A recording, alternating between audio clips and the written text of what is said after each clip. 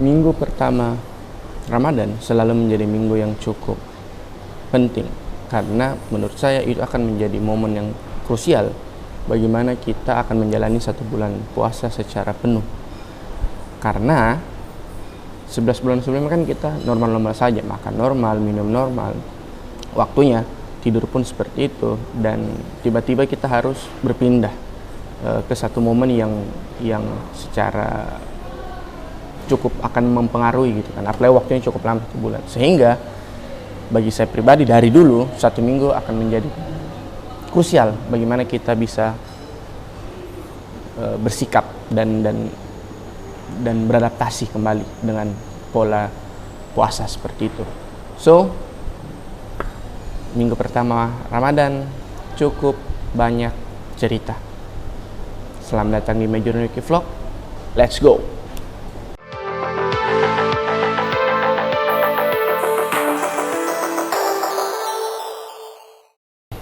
Oke,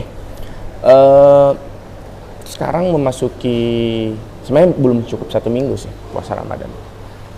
Tapi ya cukup banyak hal yang terjadi. Sebenarnya 1 minggu ke belakang ini normal-normal saja.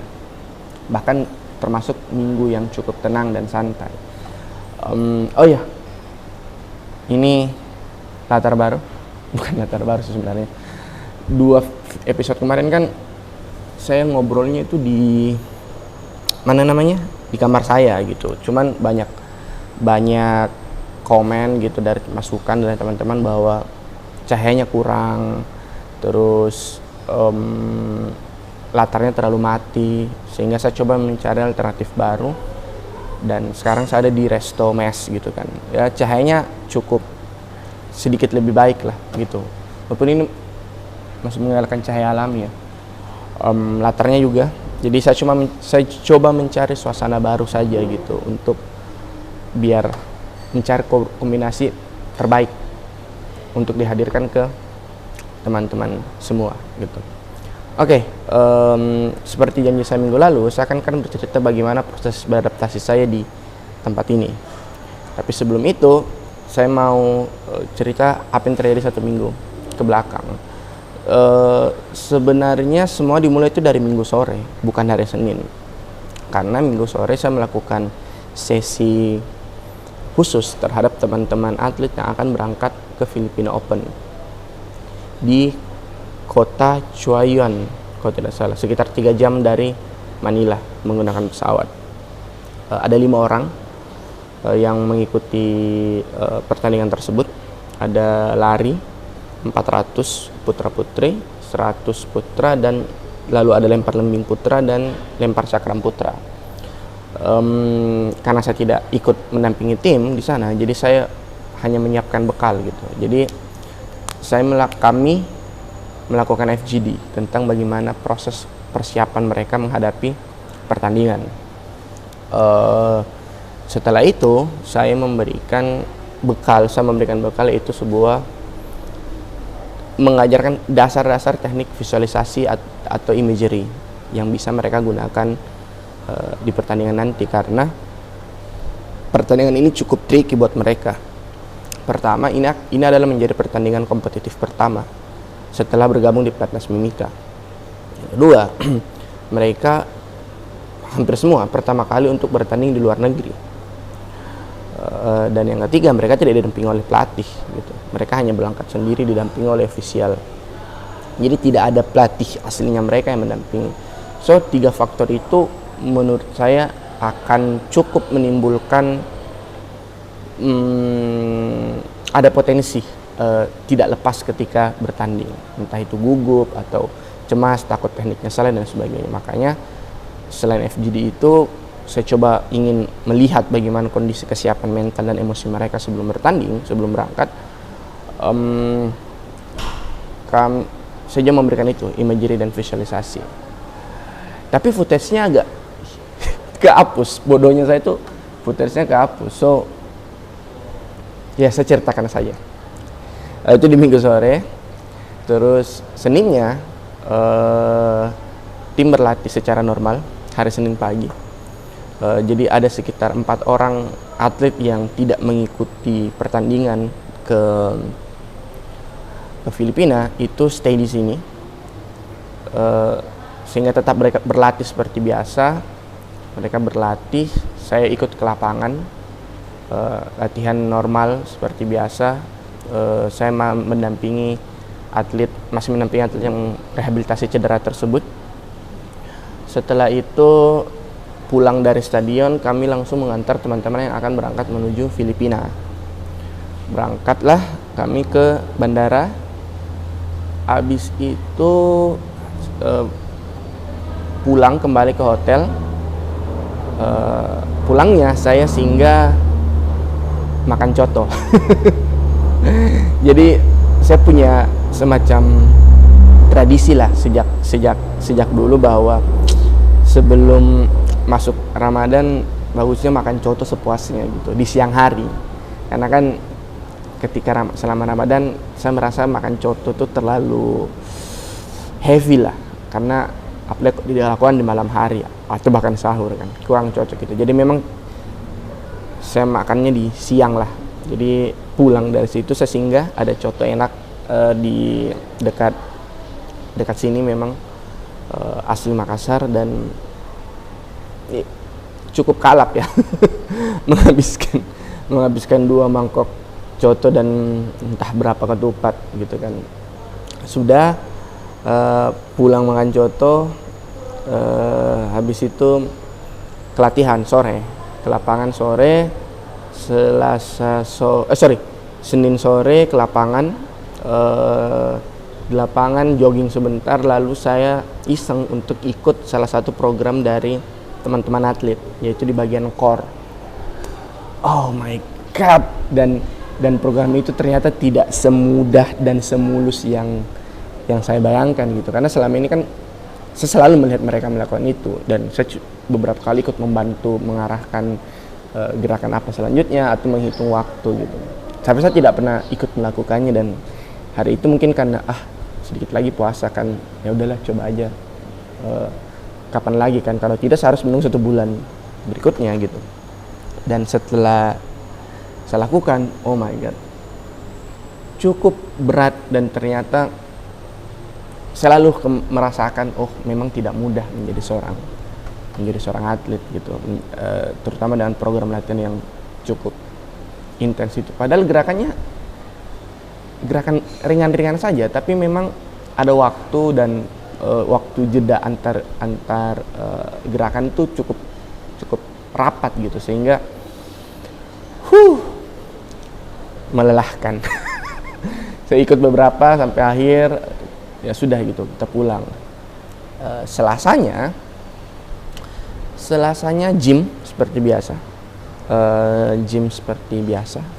Hanya kami berempat, hanya tiga atlet, terus didampingi pelatih yang tinggal. Kita ke gym. Di gym, karena yang seperti sebelumnya saya bilang, saya ikut mendampingi saja, sambil ngobrol-ngobrol mengawasi gerakan. Saya ikut gym kan. Di sana saya cukup mengambil jatah 1 minggu untuk 1 kali gitu. Agak over sih sebenarnya, cuman ya karena kan sudah mau libur gitu, sudah mau puasa, jadi kan tidak mungkin gym lagi karena gym cuma di pagi kan. Sehingga saya membabat beberapa program dengan cukup intens. lumayan melelahkan, karena sebenarnya it's worth it lah, karena 1 bulan akan istirahat untuk nge-gym kan. Sudah, habis itu kami pulang. Selasa sore rest. Selasa sore saya ngapain? Ya nggak ada. Selasa sore nggak ada, kita rest. Terus pindah ke Rabu. Di Rabu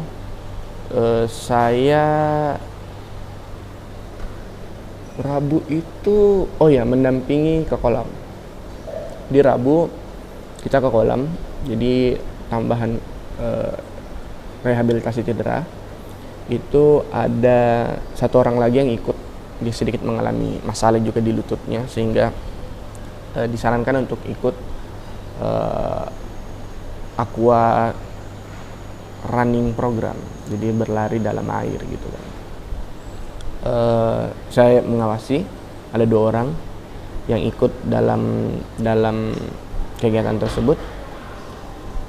Sudah itu pulang, pulang siangnya saya closingan.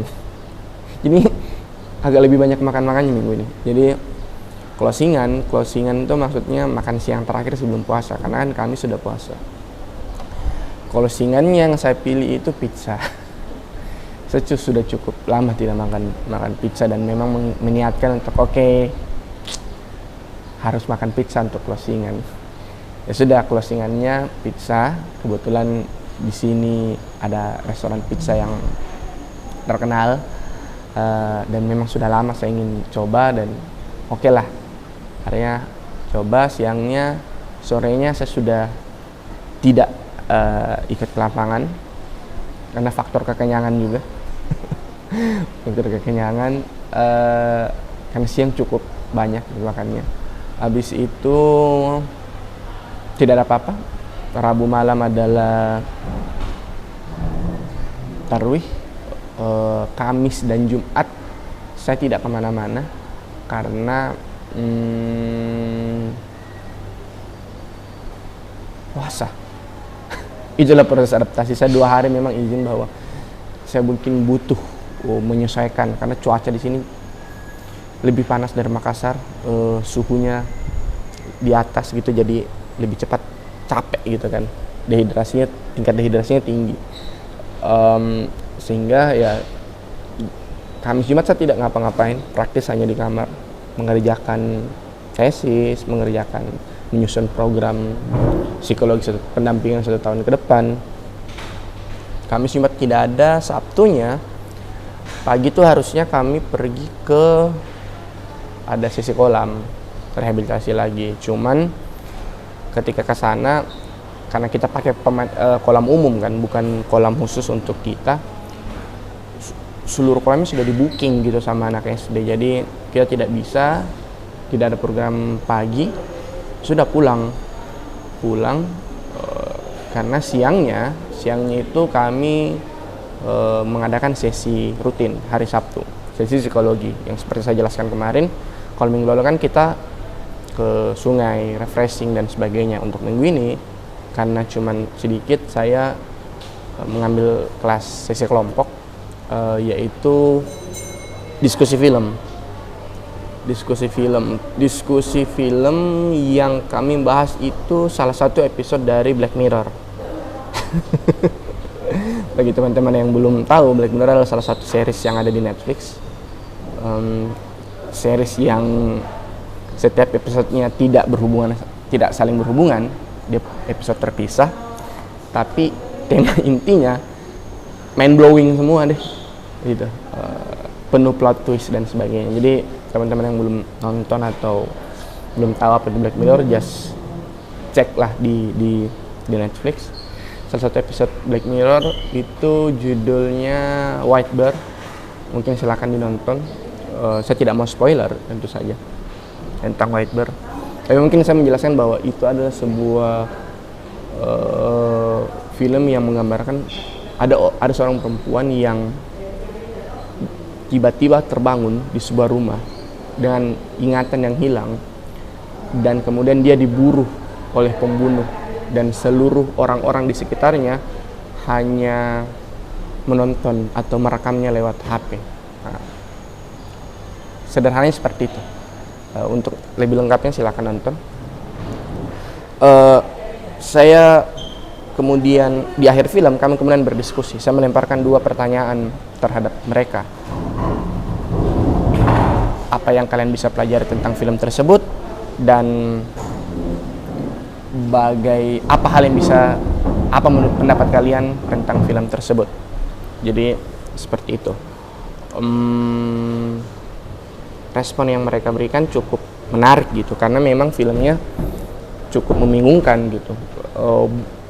Hal yang ingin saya lihat dari mereka adalah bagaimana proses berpikir dari mereka, proses untuk beradaptasi dengan masalah gitu ketika dihadapkan kok harus ini ya harus seperti itu. Kayaknya sedikit ribut. Kayaknya saya salah mengambil waktu ini. Waktu makan siang dan di resto. Semoga ibu-ibu di belakang tidak terlalu berisik. Oke, sudah kami selesai. Sabtu selesai sesinya. Jadi saya ingin mengincar bagaimana proses berpikir mereka, memancing analytic thinking atau critical thinking dari teman-teman atlet. Kan ini penting untuk mereka miliki juga kan, untuk menyelesaikan masalah ketika hal-hal yang buruk terjadi. Malamnya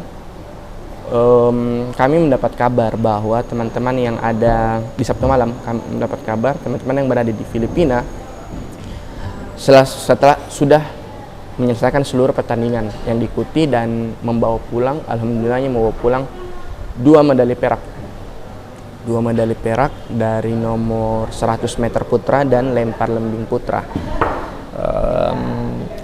Cukup memuaskan karena kita tidak pulang dengan tangan kosong, mengingat ya itu tadi beberapa faktor yang terjadi di belakang gitu kan. Belum maksimal memang, masih ada beberapa atlet yang tidak mencapai batas kemampuan terbaiknya karena berbagai faktor. Ya sudah gitu, tapi dua medali perak itu cukup membanggakan lah untuk kita semua yang ada di sini. Ya seperti itulah satu minggu terakhir saya, sekaligus beberapa hari puasa perdana di Timika. Gitu. Di awal saya menyinggung soal bagaimana proses adaptasi, gitu. Bagaimana kita beradaptasi, saya terutama di tempat ini, karena memang tidak mudah gitu. Ketika awal ingin kedatangan saya di sini, saya bertanya kepada supervisor saya, gitu, psikolog yang di Jakarta, psikolog timnas yang ada di Jakarta. Saya tanya begini, apa yang perlu saya siapkan untuk berangkat ke sana? Karena saya kira saya harus membawa sesuatu dan sebagainya. Dia cuma bilang begini, Angga, aku tidak perlu menyiapkan apapun, cukup siapkan atau bawa perlengkapan pribadimu dan apapun yang bisa mendukung untuk kau menjadi atau mudah merasa nyaman selama ada di sana. Karena itu penting. Ketika kau sudah merasa nyaman dan kondisi mentalmu pun merasa aman, kau akan lebih mudah ketika mendampingi tim. Ya sudah gitu, proses yang awalnya cukup membingungkan, saya hanya membawa diri dan segala perlengkapan yang kira-kira membuat saya nyaman. Saya membawa buku, saya membawa video game, saya membawa film-film, daftar film yang akan saya nonton ketika waktu senggang gitu. Sehingga proses adaptasi saya di dalam tim itu cukup sangat terbantu karena saya tetap mempunyai me time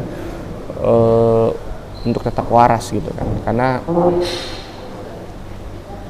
terutama di awal ya, 4 bulan awal tuh kondisi tim cukup fluktuatif lah tingkat emosinya.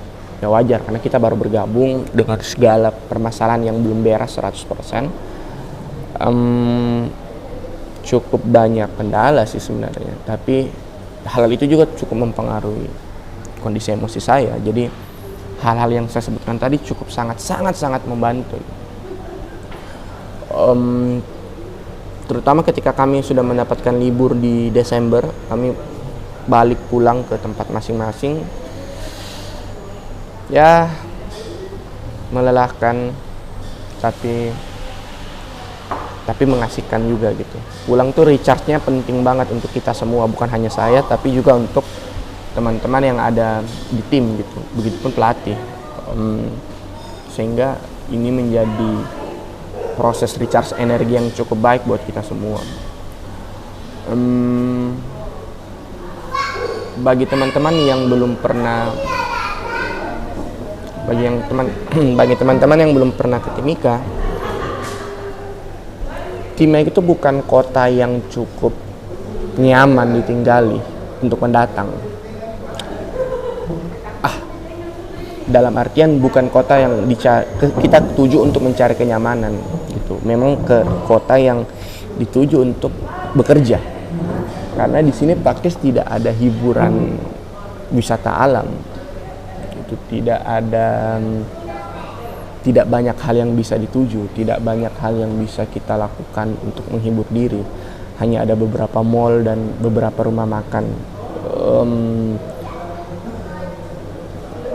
Tidak ada bioskop, tidak ada mall besar seperti di Jakarta atau bahkan di Makassar atau bahkan di Jakarta. Opsi kemana-mana itu sedikit, kafe-kafe yang berkualitas juga tidak banyak. Tetapi yang mengejutkan bagi saya ketika pertama kali datang menerima tawarin adalah banyaknya orang bilang, oh Papua itu mahal, Papua itu pasti harganya membludak dan sebagainya. Tapi alhamdulillahnya ternyata tidak gitu. Itu mungkin juga yang membantu saya sedikit beradaptasi. Harganya mungkin sedikit naik tapi tidak terlalu berlebihan. Kurang lebih tipis lah dengan gaya hidup di Makassar, sehingga itu pula yang tidak membuat saya terlalu banyak tertekan selama di sini, karena harga-harga juga tidak terlalu tinggi gitu kan. Normal-normal saja menurut saya. Tidak banyak hiburan, terlebih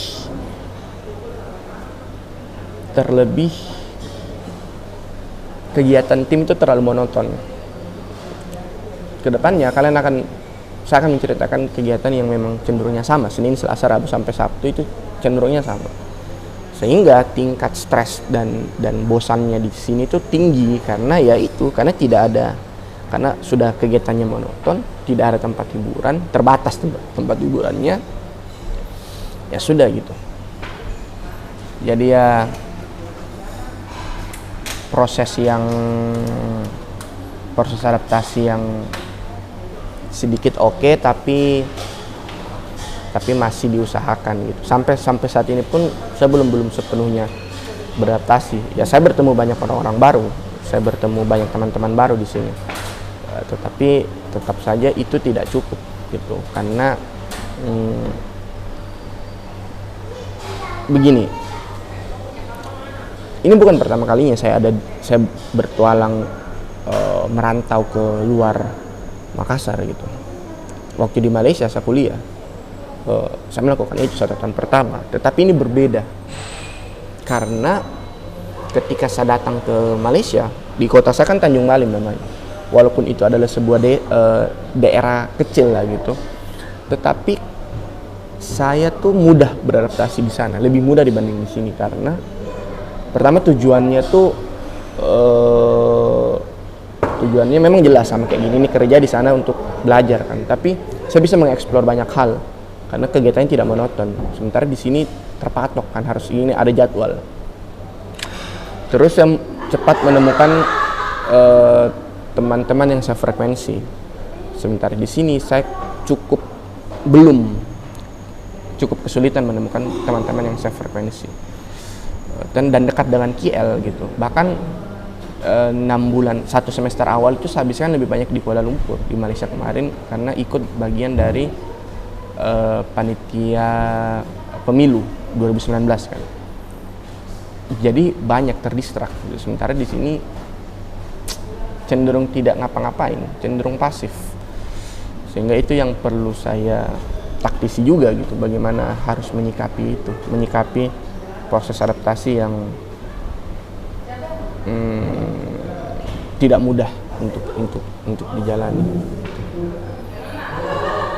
Ya saya sudah menyiapkan sebaik mungkin apa yang bisa saya siapkan, tetapi tidak pernah berjalan mulus gitu. Ketika kita teman-teman yang merantau pasti pernah merasakan bahwa penting untuk segera mencari siapa-siapa yang sefrekuensi, lingkungan itu sih kuncinya.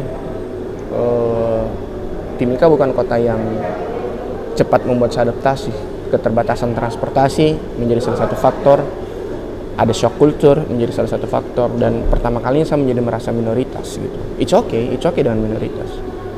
Itu adalah pembelajaran baru juga kan untuk saya menjadi seorang minoritas, and it's okay, I'm totally good dengan itu. Ya seperti itulah ya, proses yang tidak mudah, proses adaptasi yang masih berjalan. Apa yang terjadi di Malaysia, proses adaptasi di Malaysia dengan apa yang di sini memang cukup berbeda. Ini menjadi lebih sulit, jauh lebih sulit. Tapi bukannya hidup memang tidak melulu senang-senang kan? Harus ada fase sulitnya dulu. Kita harus tidak nyaman dulu buat nyaman. Kita harus belajar untuk susah dulu untuk senang. So, it's okay. Proses adaptasi yang akan terus berlangsung. Saya tidak tahu, belum tahu sampai kapan di sini. Rencananya kontrak awal tuh 2 tahun awal. Tetapi saya tidak tahu di mana nasib akan membawa. Cuman sampai saat ini saya cukup sangat merasa nyaman berada di Timika, berada di tim ini walaupun proses adaptasinya berlangsung. Karena saya di sini untuk bekerja dengan sesuatu yang saya sukai, sesuatu yang saya impikan. Jadi itu yang harus dikejar, itu yang harus diperjuangkan. That's life, baby. That's life. Oke. Mungkin begitu kisah beradaptasi saya di sini. Sekarang masih puasa. Semoga puasanya lancar-lancar semua yang menonton bagi menjalankan. Thank you sudah menonton episode kali ini. Kita akan ketemu kembali minggu depan dengan cerita-cerita yang menarik. Semoga menarik. Jangan lupa komen jika ada pertanyaan. Tolong subscribe-nya, tolong like-nya jika menontonin sampai akhir. So, thank you. See you next week. Ciao.